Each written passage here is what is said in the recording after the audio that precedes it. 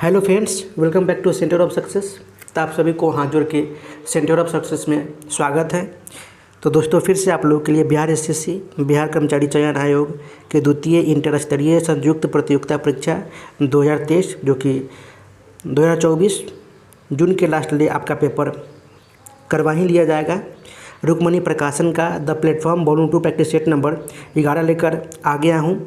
इससे पहले कि दोस्तों, अगर आपने प्रैक्टिस सेट नंबर 1 से लेकर 10 तक नहीं देखे हैं तो लिंक डिस्क्रिप्शन में है एवं मैंने ऑलरेडी प्लेलिस्ट बना दिया, आप जाकर वहाँ से देख सकते हैं। तो चलिए फटाफट वीडियो को लाइक कर दीजिए, अपने दोस्तों के साथ शेयर कर दीजिए और चैनल पे पहली बार आए हैं तो चैनल को सब्सक्राइब कर दीजिए और बेल आइकन को दबा दीजिए ताकि जब भी मैं महत्वपूर्ण वीडियो डालूँ तो सबसे पहले नोटिफिकेशन आपके पास पहुँचे। गाइज, कमेंट बॉक्स में अपना कमेंट जरूर पिन करें कि आपने कितना स्कोर किया है, आपने कितना अटैम्प्ट किया है। आउट ऑफ 75 नंबर क्वेश्चन में मैं फिर कटअप रख रहा हूँ 60 to 65 नंबर क्वेश्चन। तो देखते हैं कि अगर इतना आप ला रहे हैं तो आपकी तैयारी जोरों शोरों से है। आप अपना ध्यान मैथ और रीजनिंग पे दें। तो चलिए शुरू करते हैं। इसमें 75 प्रश्न के उत्तर को कवर करेंगे। जो प्रश्न होंगे history, polity, geography, economics, current affairs और साइंस के प्रश्न देखने को मिलेंगे। तो चलिए शुरू करते हैं। प्रैक्टिस सेट नंबर 11 का पहला प्रश्न आपके फोन स्क्रीन पे बोला जा रहा है कि निम्न में से किसने रामायण का फारसी भाषा में अनुवाद किया था। तो ये है अब्दुल कादिर बदाऊनी ने। ऑप्शन डी इसका सही उत्तर हो जाएगा। अब्दुल कादिर बदाऊनी के साथ साथ शेख सुल्तान नकीब खां के द्वारा भी रामायण और महाभारत का फारसी में अनुवाद किया गया था। अबुल फजल फैजी व मुल्ला दो प्याजा अकबर के दरबार में सुशोभित करने वाले नवरत्नों में शामिल थे। अबुल फजल ने जो कि अकबरनामा ग्रंथ की रचना की थी एवं वे दीन ए इलाही धर्म का प्रबल समर्थक भी रहे थे। तो इस प्रकार आपका ऑप्शन डी सही उत्तर हो जाएगा। अगला प्रश्न, भारत में ब्रिटिश शासन के दौरान प्रांतीय स्वतंत्रता की शुरुआत निम्नलिखित में से किस अधिनियम द्वारा हुई थी। तो ये भारत सरकार अधिनियम 1935 के तहत। ऑप्शन सी इसका सही उत्तर हो जाएगा। जो कि इस अधिनियम की सबसे बड़ी विशेषता प्रांतों में स्वायत्त शासन की स्थापना करना था। 1935 के अधिनियम के तहत ही प्रांतों में द्वैत शासन समाप्त कर केंद्र में द्वैत शासन लागू कर दिया गया एवं 1935 के अधिनियम के तहत ही उत्तरदायित्वों का बंटवारा 3 सूचियों में बनाकर कर दिया गया था। संघ सूची, राज्य सूची एवं समवर्ती सूची। संघ सूची में उस समय 59 विषय थे, राज्य सूची में 54 विषय थे एवं समवर्ती सूची में जो कि सबसे कम 36 विषय रहे थे। अगला प्रश्न, अगस्त 2023 में राष्ट्रीय हरित न्यायाधिकरण के अध्यक्ष किसे नियुक्त किया गया था। तो ये है प्रकाश श्रीवास्तव जी को। ऑप्शन सी इसका सही उत्तर हो जाएगा। वही 15वें वित्त आयोग के अध्यक्ष NK सिंह जी थे। 22वें विधि आयोग के अध्यक्ष ऋतुराज अवस्थी जी को नियुक्त किया गया था और वर्तमान में राष्ट्रीय मानवाधिकार आयोग के अध्यक्ष हैं अरुण कुमार मिश्रा जी। अगला प्रश्न, वह एकमात्र भारतीय राज्य कौन सा है जिसकी सीमा सिक्किम राज्य से जुड़ी हुई है। तो वह है पश्चिम बंगाल। ऑप्शन डी इसका सही उत्तर हो जाएगा। सिक्किम राज्य से अंतर्राष्ट्रीय सीमा जो कि भूटान देश है, नेपाल देश है एवं चीन के साथ साझा करता है। अगला प्रश्न, 10 डिग्री जल संधि इनमें से किससे संबंधित है।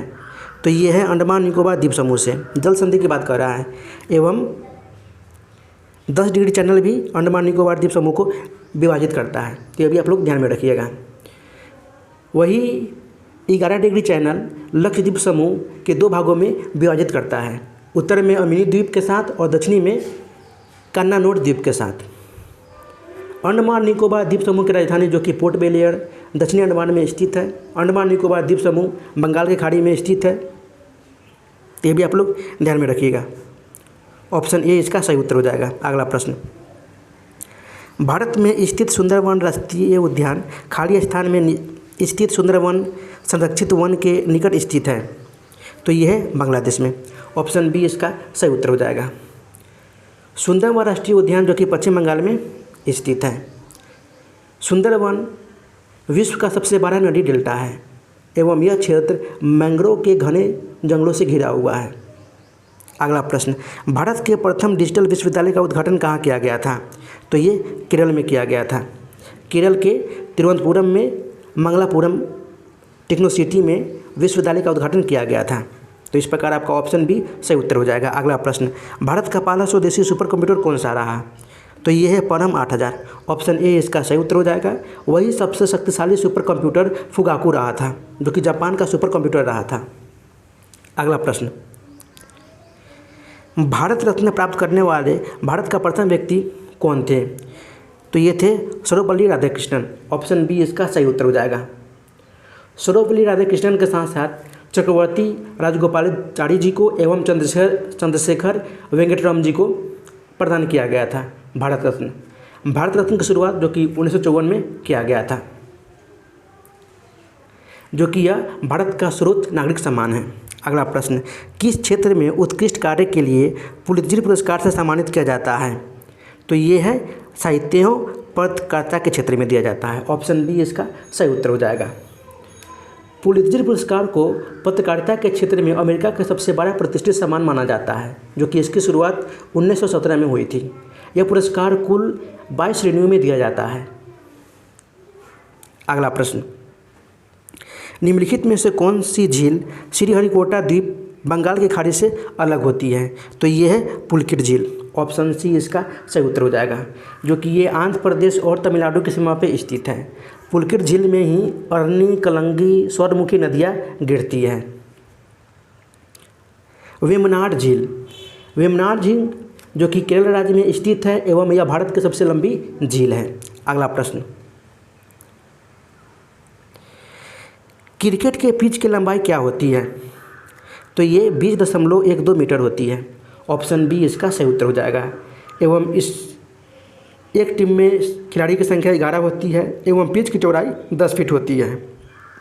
वही क्रिकेट के स्टंप्स की लंबाई 71 सेंटीमीटर होती है। तो ये भी आप लोग ध्यान में रखिएगा। अगला प्रश्न, हाल ही में प्रदान किए गए GI tag geographical indication tag उत्पादों के संबंध में कौन सुमेलित नहीं है?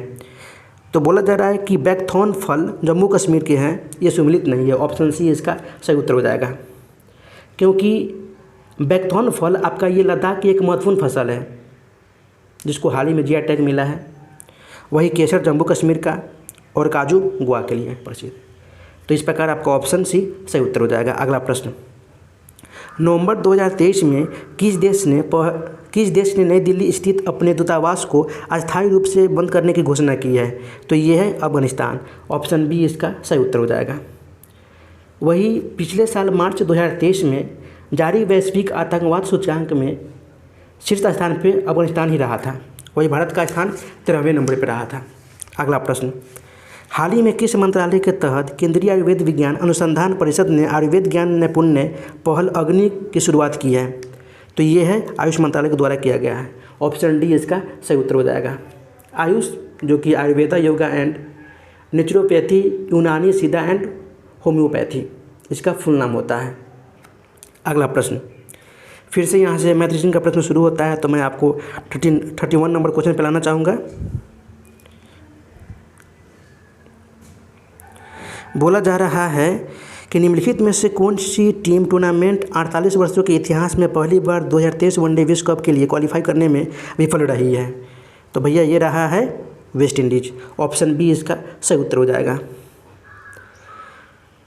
जो पिछले साल वनडे विश्व कप का आयोजन जो कि भारत में हुआ था एवं अगला वनडे विश्व कप इस 2027 में इसका आयोजन किया जाएगा, जो कि यह आयोजन दक्षिण अफ्रीका, जिम्बाब्वे और नामीबिया में किया जाएगा। अगला प्रश्न, मुस्लिम लीग की स्थापना किस वर्ष हुई थी?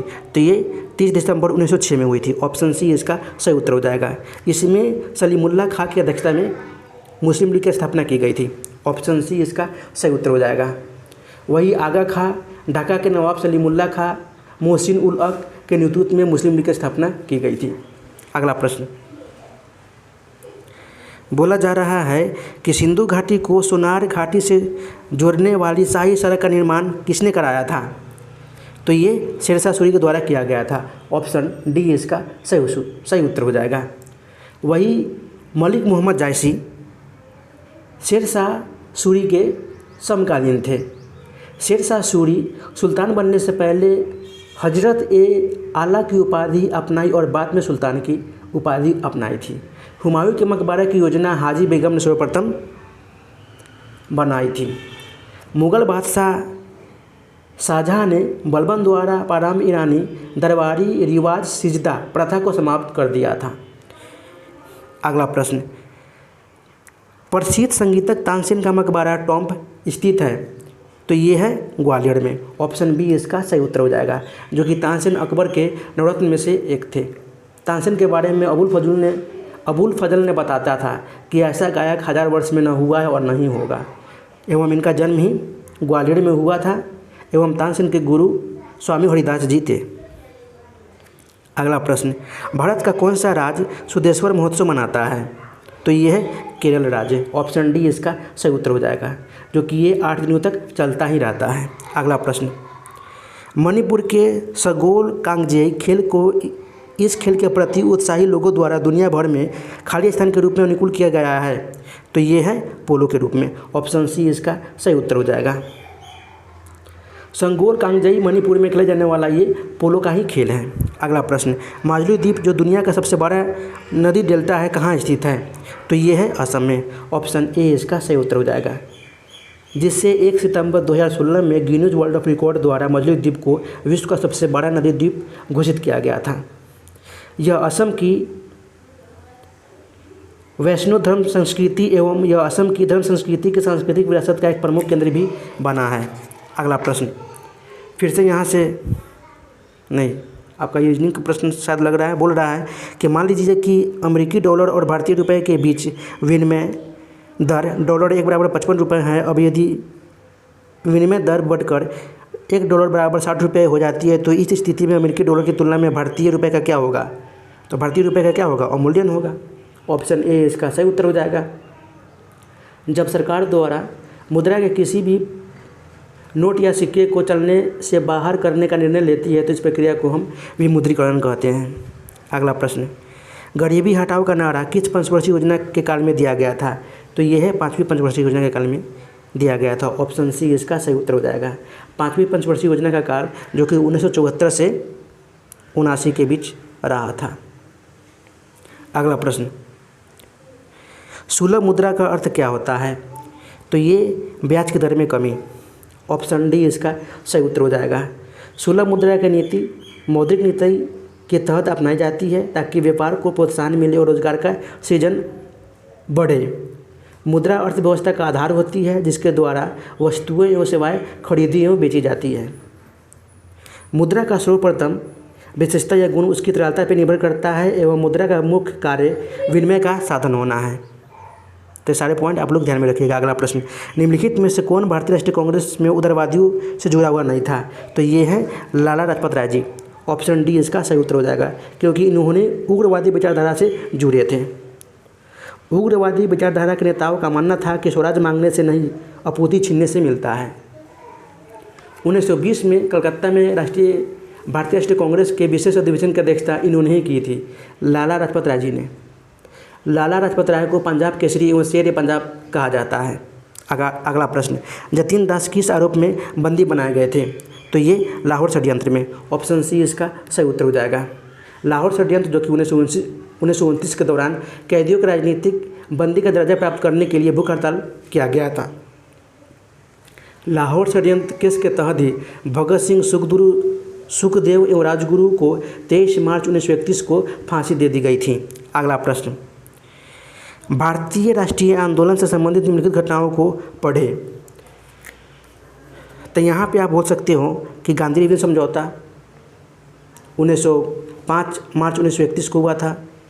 उसके बाद राजगुरु को फांसी अभी पड़े हैं 23 मार्च 1931 को। उसके बाद कराची अधिवेशन 1931 में। तो इस प्रकार आपको ऑप्शन 2, 3, 2, 1 ऑप्शन ए इसका सही उत्तर हो जाएगा। अगला प्रश्न, नमक सत्याग्रह में गांधी जी के गिरफ्तार हो जाने पर आंदोलन के नायक के रूप में उनका स्थान किसने ग्रहण किया था, तो यह अब्बास तैयब जी ने ग्रहण किया था। ऑप्शन ए इसका सही उत्तर हो जाएगा।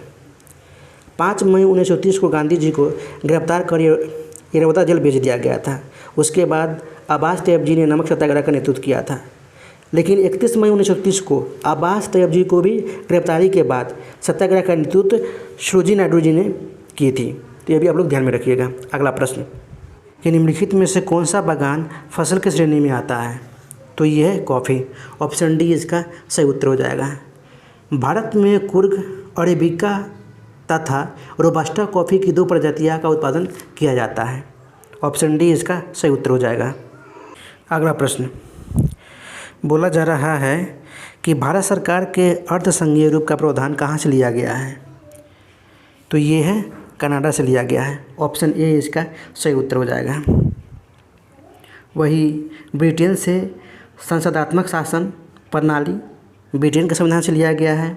आयरलैंड से राष्ट्रपति के निर्वाचन मंडल की व्यवस्था आयरलैंड के संविधान से लिया गया है।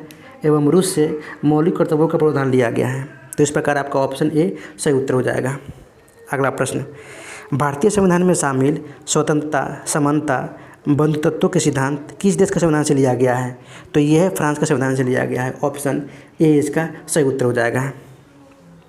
आयरलैंड के संविधान से, जो कि राज्य के नीति निर्देशक तत्वों, राष्ट्रपति की निर्वाचन पद्धति, राज्यसभा की कुछ सदस्यों का नामांकन भारतीय संविधान में सम्मिलित किए गए हैं। ब्रिटेन के संविधान से संसदीय शासन पद्धति, विधि का शासन, परमादेश लेख आदि उपबंध भारतीय संविधान में लिया गया है। वही ऑस्ट्रेलिया से समवर्ती सूची लिया गया है। समवर्ती सूची संसद के दोनों सदनों की संयुक्त बैठक, उद्देश्य की भाषा, व्यापार, वाणिज्य, समागम की स्वतंत्रता, ये सारी चीज़ ऑस्ट्रेलिया के संविधान से लिया गया है। तो इस प्रकार आपका ऑप्शन ए सही उत्तर हो जाएगा। अगला प्रश्न, ठंड के मौसम में बोला जा रहा है कि ठंड के मौसम में उत्तर भारत में अत्यधिक ठंड के मुख्य कारणों के संबंध में निम्नलिखित कथनों पर विचार करें और पहचानें कि कौन सा सही है। तो पंजाब, हरियाणा, राजस्थान जैसे राज्य समुद्र के समकारी प्रभाव से दूर होने के कारण महाद्वीप जलवायु का अनुभव करते हैं। निकटवर्ती हिमालय की श्रेणियों में हिमपात के कारण शीतलहर की स्थिति उत्पन्न हो जाती है एवं फरवरी के आसपास कैस्पियन सागर और तुर्कमेनिस्तान से आने वाली ठंडी पवनें भारत के उत्तर पश्चिमी भागों में पाला और कोहरे के साथ शीतलहर लाती है। तो ये सारी कथन सत्य हैं। ऑप्शन सी इसका सही उत्तर हो जाएगा। शीत ऋतु में, जो कि उत्तर भारत के मैदान में तापमान लगभग 10 डिग्री सेंटीग्रेड से 15 डिग्री सेंटीग्रेड तक रहता है। अगला प्रश्न, नेपाल की आधिकारिक भाषा क्या है? तो ये है नेपाली। ऑप्शन डी इसका सही उत्तर हो जाएगा। वर्ष 2015 में नेपाल में एक नया संविधान अपनाया गया था। अगला प्रश्न, बर्मा को किस अधिनियम द्वारा भारत से अलग किया गया था? तो ये है भारत शासन अधिनियम 1935 के तहत। ऑप्शन सी इसका सही उत्तर हो जाएगा। वर्ष 1930 में साइमन कमीशन आयोग ने भारत से बर्मा के अविलंब पृथक्करण की अनुशंसा की थी। बर्मा, जिसे म्यांमार के रूप में जाना जाता है। अगला प्रश्न, कागजी मुद्रा जारी करने वाला पहला देश कौन सा था? तो भैया ये चीन था। ऑप्शन बी इसका सही उत्तर हो जाएगा। वही सिविल सेवा प्रतियोगिता शुरू करने वाला पहला देश चीन ही था। अगला प्रश्न, अशोक के मानसेरा तथा शाहबाजगढ़िया विलेख किस लिपि में है? तो ये है खरोष्ठी लिपि में। ऑप्शन बी इसका सही उत्तर हो जाएगा। खरोष्ठी लिपि में लिखे गए अभिलेख जो कि गांधार से प्राप्त हुए हैं। खरोष्ठी लिपि दाएं से बाएं लिखी जाती है। अशोक के शिलालेखों में ब्राह्मी लिपि, खरोष्ठी लिपि, ग्रीक लिपि, अरमाइक लिपि का प्रयोग किया गया है। अगला प्रश्न,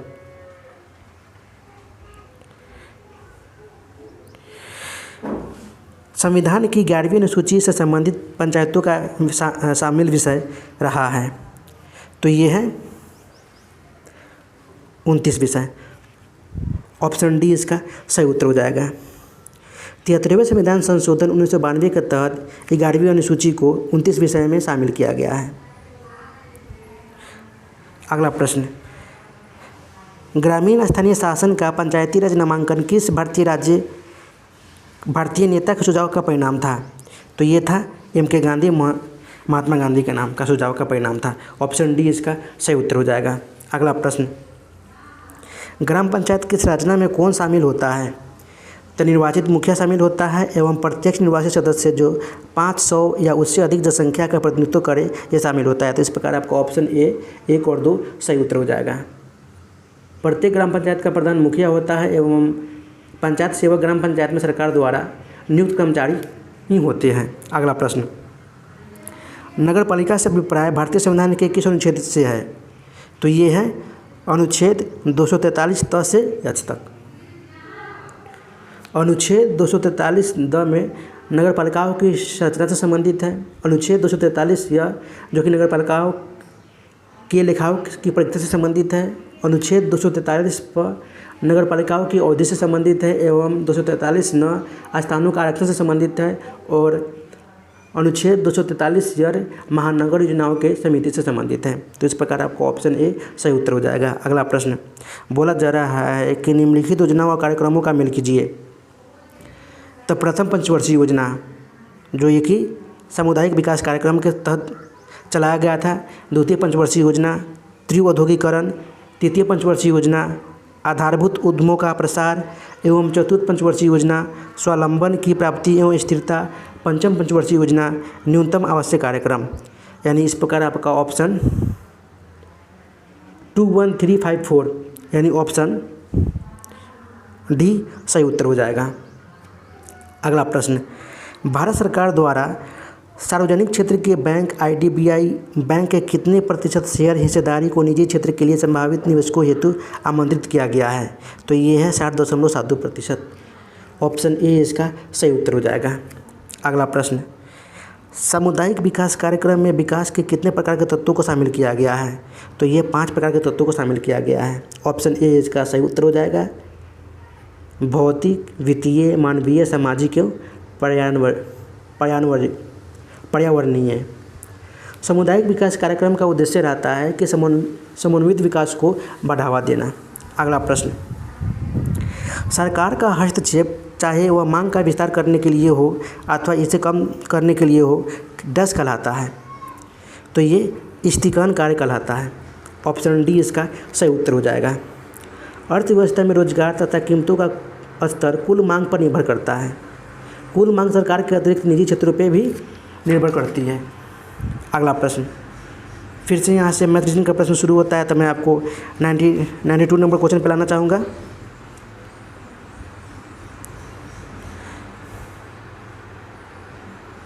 नंबर क्वेश्चन पे लाना चाहूँगा। बोला जा रहा है कि हिंदू कुश पर्वत के सबसे ऊंची चोटी कौन सी है? तो ये है तिरिचमीर। ऑप्शन डी इसका सही उत्तर हो जाएगा जो कि पाकिस्तान में स्थित है। अगला प्रश्न भारतीय संविधान के विषय में निम्नलिखित कथन किसका है? भारतीय संविधान अधिक कठोर अधिक लचीले के मध्य एक अच्छा संतुलन स्थापित करता है। तो ये कथन है केसी वैयर का। ऑप्शन डी इसका सही उत्तर हो जाएगा। भारतीय संविधान जो कि विश्व का सबसे बड़ा विशाल लिखित संविधान है। भारतीय संविधान भारत को एक संपूर्ण प्रभुत्व संपन्न और लोकतांत्रिक गणराज्य घोषित करता है एवं भारतीय संविधान की कुंजी प्रस्तावना को कहा गया है। और भारतीय संविधान जो कि अपनी शक्ति प्रत्यक्ष रूप से जनता से प्राप्त करती है। प्रस्तावना की शुरुआत जो कि हम भारत के लोक के वाक्य से शुरू होता है। संविधान के भाग 20 के अनुच्छेद 368 में संविधान संशोधन से संबंधित है जो कि दक्षिण अफ्रीका के संविधान से लिया गया है। तो सारे पॉइंट आप लोग ध्यान में रखिएगा।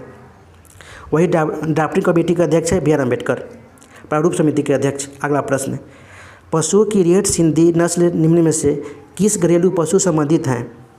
किस घरेलू पशु से संबंधित है? तो ये है गाय से। ऑप्शन बी इसका सही उत्तर हो जाएगा। रेड सिंधी नस्ल की गाय जो कि मुख्यतः पाकिस्तान के कराची में और हैदराबाद में पाई जाती है। गिर गाय भारत में दुधारू गायों में से एक माना जाता है। अगला प्रश्न निम्नलिखित में से कौन सा ग्रह सौरमंडल के वैक्यूम क्लीनर के भांति कार्य करता है? तो यह है बृहस्पति ग्रह। ऑप्शन ए इसका सही उत्तर हो जाएगा जो कि सौरमंडल का सबसे बड़ा और भारी ग्रह है। इसे मास्टर ऑफ गॉड्स भी कहते हैं। शनि ग्रह जिसका घनत्व सबसे कम होता है। अरुण को लेटा हुआ ग्रह कहते हैं। वही वरुण को सर्वाधिक ठंडा ग्रह कहते हैं। अगला प्रश्न बोला जा रहा है कि विश्व की सबसे बड़ी प्रवाल भित्ति कहाँ पाई जाती है? तो ये विश्व की ऑस्ट्रेलिया में पाई जाती है। ऑप्शन बी इसका सही उत्तर हो जाएगा। ऑस्ट्रेलिया के उत्तर पूर्वी तट पे स्थित ग्रेट बैरियर रीफ है। प्रवाल भित्ति 3 प्रकार के होते हैं। तटीय प्रवाल भित्ति, अवरोधक प्रवाल भित्ति और वलयाकार प्रवाल भित्ति। अगला प्रश्न सरकार का हस्तक्षेप चाहे वह मांग का विस्तार करने के लिए हो या अथवा इसे कम करने के लिए हो खाली स्थान क्या कहलाता है? तो ये स्थिरीकरण कार्य कहलाता है। ऑप्शन डी इसका सही उत्तर हो जाएगा। अगला प्रश्न निम्नलिखित में से कौन यह बताता है कि तत्वों के गुण उनके परमाणु संख्या के आवधिक कार्य हैं? तो ये है आधुनिक आवधिक नियम। ऑप्शन बी इसका सही उत्तर हो जाएगा। जो कि मोसले ने बताया है कि किसी तत्व की परमाणु संख्या उस तत्व के एक परमाणु में उपस्थित प्रोटॉनों की संख्या के समान होती है। किसी तत्व के परमाणु संख्या का मान स्थिर होता है। तो ये भी आप लोग ध्यान में रखिएगा। अगला प्रश्न, गुणसूत्र जिनमें गुणसूत्र बिंदु अनुपस्थित होता है कहलाता है। तो ये कहलाता है एसेंट्रिक। ऑप्शन डी इसका सही उत्तर हो जाएगा। और गुणसूत्र किसी किनारे पे हो उसको बोलते हैं टिलोसेंट्रिक। और ऐसे स्थान पे हो गुणसूत्र जिसका बड़ा भाग बड़ा हो और दूसरा भाग छोटा हो उसको बोलते हैं एकोसेंट्रिक। और ऐसा स्थान पे हो गुणसूत्र जहाँ दो भागों में विभाजित हो उसको बोलते हैं मेट्रोसेंट्रिक। अगला प्रश्न, वायुदाब को मापने वाला यंत्र क्या कहलाता है। तो बैरोमीटर कहलाता है। ऑप्शन ए इसका सही उत्तर हो जाएगा। दाब का ऐसे मात्रक न्यूटन पर मीटर स्क्वायर होता है, जिसे पास्कल भी कहते हैं। अगला प्रश्न, यदि किसी प्रतिरोध से प्रभावित धारा 100% की वृद्धि कर दी जाए तो मानिए कि ताप अपवर्तित रहता है तो क्षैतिज ऊर्जा में कितने प्रतिशत वृद्धि होगी। तो ये 300% की वृद्धि होगी। ऑप्शन सी इसका सही उत्तर हो जाएगा। क्योंकि यहाँ पे आई जो कि विद्युत धारा को इंडिकेट कर रहा है एवं आर आपका ये प्रतिरोध का इंडिकेट कर रहा है। सामर्थ्य ऊर्जा जो कि शक्ति बराबर आपने पढ़ा ही होगा कि आई स्क्वायर आर होता है। P1 मैंने मान लिया यानी आई स्क्वायर आर। तो बोला जा रहा है कि 100% का वृद्धि होता है तो धारा मेरा क्या हो जाएगा 2i हो जाएगा। यानी P2 मेरा क्या हो जाएगा 2i का स्क्वायर आर, यानी मेरा क्या हो गया 4i स्क्वायर आर। तो ऊर्जा क्षय में वृद्धि यानी P2 माइनस P1 तो क्या माने हैं 4i स्क्वायर आर में से आई स्क्वायर आर घटा देंगे कितना बचेगा 3i स्क्वायर आर बचेगा। तो फिर बोला जा रहा है कि ऊर्जा क्षय में प्रतिशत वृद्धि, ऊर्जा क्षय में प्रतिशत वृद्धि तो मेरा हो जाएगा 3P1 बटा P1 इंटू 100। क्योंकि प्रतिशत की बात हो रही है तो 100 से गुना करेंगे तो P1 से P1 कट गया तो यानी 300%। इस प्रकार आपका ऑप्शन सी सही उत्तर हो जाएगा। अगला प्रश्न, बोला जा रहा है कि ZW प्रकार का लिंग निधान देखा जाता है। तो ये देखा गया है मोर में। ऑप्शन डी इसका सही उत्तर हो जाएगा। मोर के साथ साथ यह लिंग पक्षियों, सरीसृप और मछलियों में भी देखा जाता है। मादा मोर में ZW लिंग गुणसूत्र होते हैं, वही नर मोर में ZZ लिंग गुणसूत्र होते हैं। अगला प्रश्न, निम्नलिखित में से किस माध्यम में ध्वनि नहीं जा सकती है। तो ये निर्वात में। ऑप्शन बी इसका सही उत्तर हो जाएगा। ध्वनि जो कि एक अनुदैर्ध्य तरंग है, अनुदैर्ध्य तरंग के गमन के लिए माध्यम की आवश्यकता होती है। ध्वनि का वेग जो कि वेलोसिटी आप बोल सकते हो गामा पी बटा पी। अगला प्रश्न, बोला जा रहा है कि निम्नलिखित में से किस माध्यम, अगला प्रश्न है कि विकल्पों में उल्लिखित तथ्य में से कौन सा गुरुत्वाकर्षण के सार्वभौमिक नियम द्वारा समझाया नहीं गया है। तो बोला जा रहा है कि ग्रहों के चारों ओर सूर्य की गति होती है। तो ये कथन सही द्वारा समझाया नहीं गया है। ऑप्शन ए इसका सही उत्तर हो जाएगा। गुरुत्वाकर्षण का नियम बताता है कि किसी ब्रह्मांड में किन्हीं दो पिंडों के मध्य कार्य करने वाले आकर्षण बल उनके द्रव्यमान के गुणनफल के समानुपाती होता है एवं उनके मध्य की दूरी वर्ग के व्युत के अनुपाती होता है। यानी F=G जो कि गुरुत्वाकर्षण नियतांक है m1 × m2 बटा r²। फॉर्मूला आपका वही लग रहा है। अगला प्रश्न, प्रोटीनों के प्रत्येक पॉलीपेप्टाइड में एमिनो अम्ल एक निर्धारित क्रम से जुड़े होते हैं। एमिनो अम्ल के इस प्रकार को क्रम को क्या कहते हैं। तो एमिनो अम्ल के इस क्रम को हम कहते हैं प्रोटीनों की प्राथमिक संरचना। ऑप्शन ए इसका सही उत्तर हो जाएगा। प्रोटीन जो कि एमिनो अम्ल के बहुलक होते हैं, इसमें कार्बन, हाइड्रोजन, ऑक्सीजन और नाइट्रोजन से भी बने होते हैं। प्रोटीन के मुख्य स्रोत हैं दाल, मछली, अंडा, पत्तेदार सब्जियां, दूध, फल, दही आदि। पता ही होगा आप लोगों को। अगला प्रश्न, भट्टियों जैसे अपेक्षाकृत उच्च तापमान मापने के लिए निम्नलिखित में से किस यंत्र का उपयोग किया जाता है। तो ये पायरोमीटर का उपयोग किया जाता है। ऑप्शन बी इसका सही उत्तर हो जाएगा। वही आई मीटर विद्युत धारा मापने में इसका उपयोग किया जाता है। बोलोमीटर का उपयोग ऊष्मीय विकिरण मापने में किया जाता है। वही फ्लक्स मीटर का उपयोग फ्लक्स को मापने में किया जाता है। तो इस प्रकार आपका ऑप्शन बी सही उत्तर हो जाएगा। अगला प्रश्न, फिर मैं आपको 120 नंबर क्वेश्चन पे लाना चाहूँगा। 121 नंबर क्वेश्चन पे लाना चाहूँगा। बोला जा रहा है कि उस कथन का चयन कीजिए जो बोर के मॉडल की सीमा नहीं है। तो ये कक्षक में उपस्थिति इलेक्ट्रॉन के वेग ऊर्जा की गणना संभव है। ये कथन बोर के मॉडल की सीमा नहीं है। ऑप्शन सी इसका सही उत्तर हो जाएगा। बोर ने इलेक्ट्रॉन की किसी कक्षा में ऊर्जा जो कि त्रिज्या और वेग की गणना की थी, न कि इलेक्ट्रॉन के वेग की ऊर्जा की गणना की थी। अगला प्रश्न, वर्ष 1911 में अल्फा क्षय के अर्ध आयुकाल और उत्सर्जित अल्फा कणों की ऊर्जा के बीच एक प्रयोगसिद्ध संबंध किसने खोजा था? तो ये गीगर और नटल के द्वारा खोजा गया था। ऑप्शन डी इसका सही उत्तर हो जाएगा।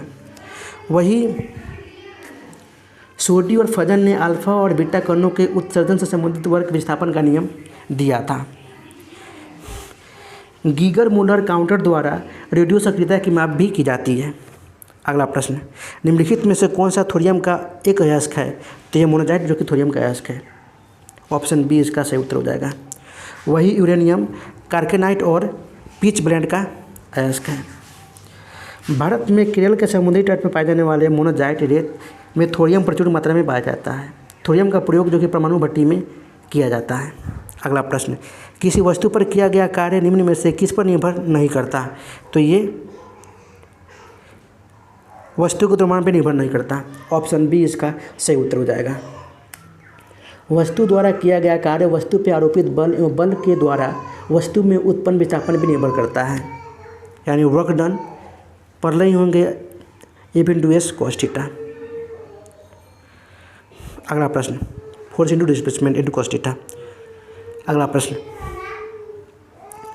अभिक्रिया को संतुलित करने के लिए निम्न में से किसका प्रयोग किया जा सकता है? तो यहाँ पे देख सकते हैं कि अल्फा पार्टिकल का उपयोग किया जा सकता है। ऑप्शन ए इसका सही उत्तर हो जाएगा। क्योंकि नाइट्रोजन 714, उसके बाद आप हीलियम के साथ बॉन्ड करेंगे 2-4, फिर आप ऑक्सीजन के साथ 8-17 प्लस हाइड्रोजन के साथ 1-1। तो इस प्रकार आपका अल्फा पार्टिकल का प्रयोग किया जाएगा। ऑप्शन ए इसका सही उत्तर हो जाएगा। वही पोजिट्रॉन की खोज एंडरसन ने किया था। इलेक्ट्रॉन का प्रतिकण है। अल्फा कण धनात्मक होता है एवं बीटा कण इलेक्ट्रॉन है जो कि यह नाभिक से उत्पन्न होता है। अगला प्रश्न, कोलाइडी कणों का अवक्षेप में परिवर्तन कहलाता है?